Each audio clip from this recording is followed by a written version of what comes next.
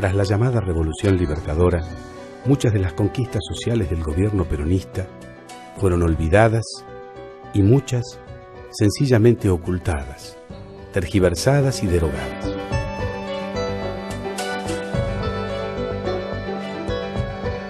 Después de bombardear al pueblo desarmado, el general Aramburu y el almirante Rojas se encargaron por decreto de expropiar y concentrar toda la documentación del gobierno peronista.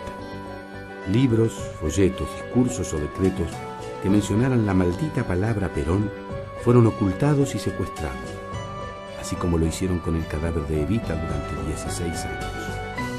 Creyeron que el pueblo lo iba a olvidar y a juzgar como tirano. No solo el pueblo no lo olvidó, sino que fue a ellos a quienes juzgó, volviendo a elegir a su líder como presidente de todos los argentinos. Pero otras dictaduras asolaron al país.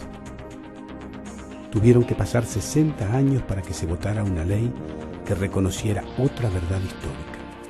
Un acontecimiento que hasta hoy había permanecido en las tinieblas de la historia. Se hizo ley el día de la gratuidad de la enseñanza universitaria. El presidente de la Nación Argentina decreta: suspéndase con anterioridad al 20 de junio de 1949 el cobro de los aranceles universitarios actualmente en vigor. El presente decreto será refrendado por los señores ministros secretarios de Estado en los departamentos de Educación y de Hacienda de la Nación. Comuníquese, publíquese y anótese. Juan Domingo Perón, presidente. Normalmente en la República Argentina en nuestra época había 4 millones de población estudiantil.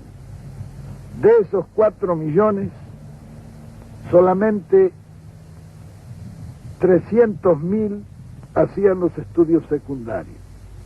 De manera que de la escuela primaria a la enseñanza secundaria ya había un descarte de 3.700.000 muchachos. De esos 300.000 iban a la universidad nunca más de 100.000 en todas las universidades.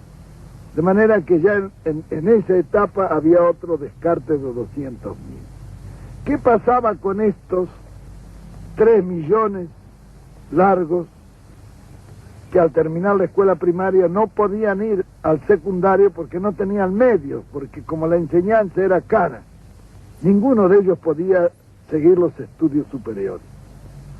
Y estos iban a los potreros, que eran las escuelas de delincuencia más conocidas. Y nosotros no tuvimos delincuencia infantil.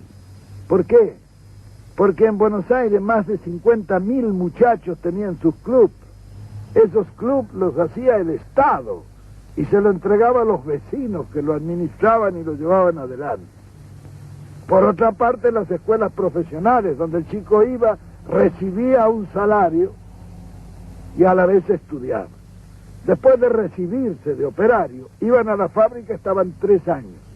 De ahí podían pasar a las escuelas de aplicación, que eran escuelas para formar sobrestantes, jefes de talleres, etc.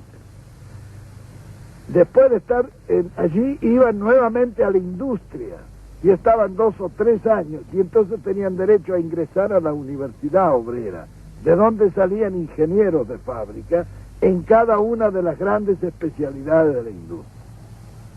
Eso fue para la masa.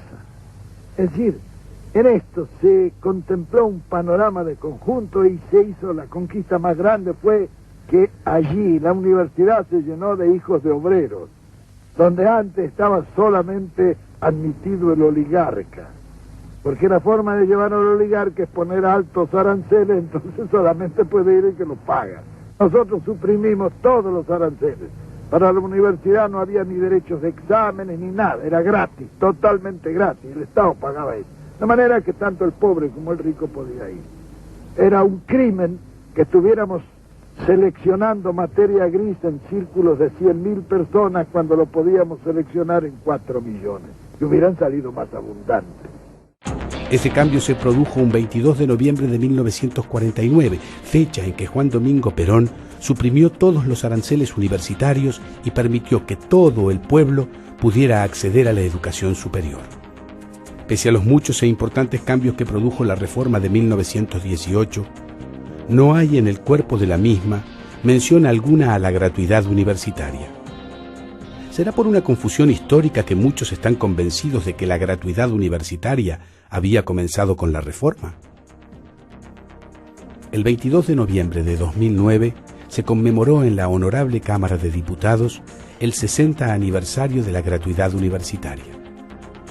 Por la promoción social que significó, por los millones de argentinos que pudieron estudiar, por las vidas que transformó, por todos los que hasta ese día ni siquiera soñaban con entrar a una universidad, por esa decisión política histórica de un gobierno que quiso hacer un país más justo y una universidad que trabaje para engrandecer la nación. Hoy celebramos el día en que la universidad se hizo pueblo.